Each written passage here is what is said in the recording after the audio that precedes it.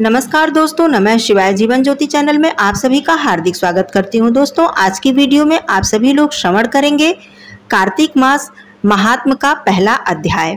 आप सभी भाई बहनों को कार्तिक मास की हार्दिक शुभकामनाएं। भगवान विष्णु जी की कृपा आप सभी के ऊपर सदा सर्वदा बनी रहे।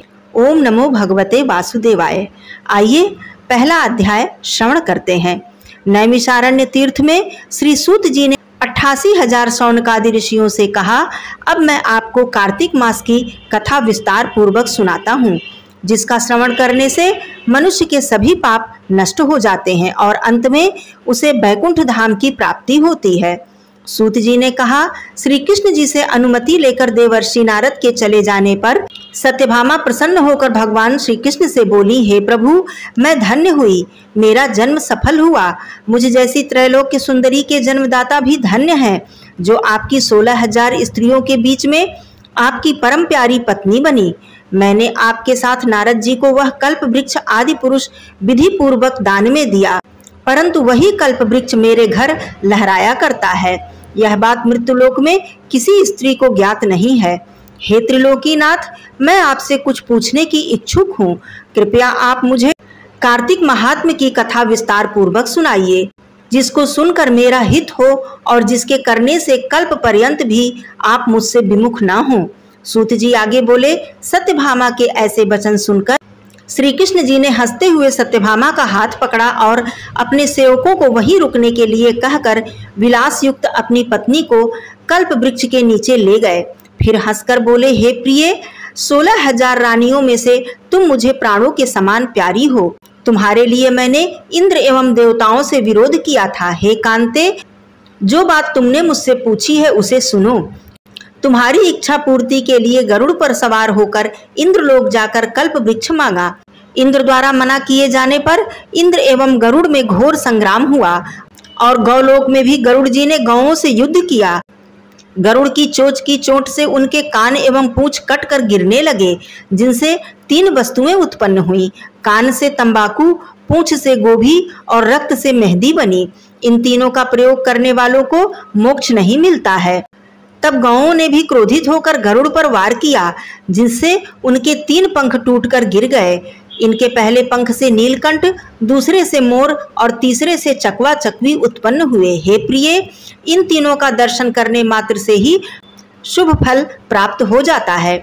यह सुनकर सत्यभामा ने कहा, हे प्रभु, कृपया मुझे मेरे पूर्व जन्मों के विषय में बताइए कि मैंने पूर्व जन्म में कौन सा दान, व्रत एवं जप नहीं किया।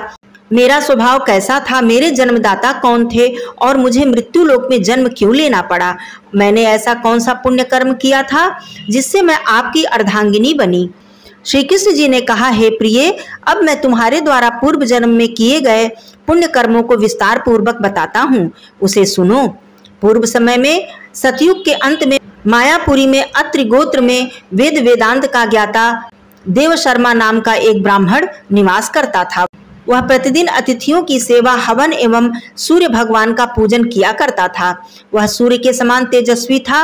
वृद्धावस्था में उसे गुणवती नामक कन्या की प्राप्ति हुई। उस पुत्रहीन ब्राह्मण ने अपनी कन्या का विवाह अपने ही चंद्र नामक शिष्य के साथ कर दिया।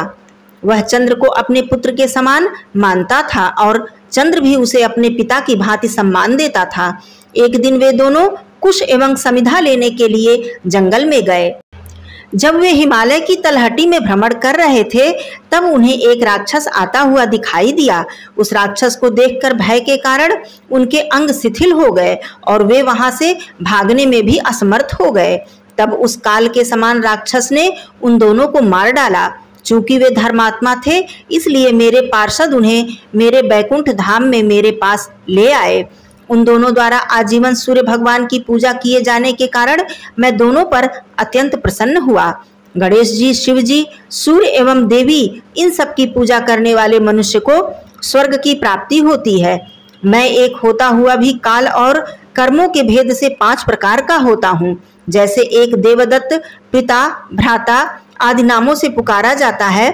जब वे दोनों विमान पर आरूढ़ होकर सूर्य के समान तेजस्वी रूपवान चंदन की माला धारण किए हुए मेरे भवन में आए, तो वे दिव्य भोगों को भोगने लगे।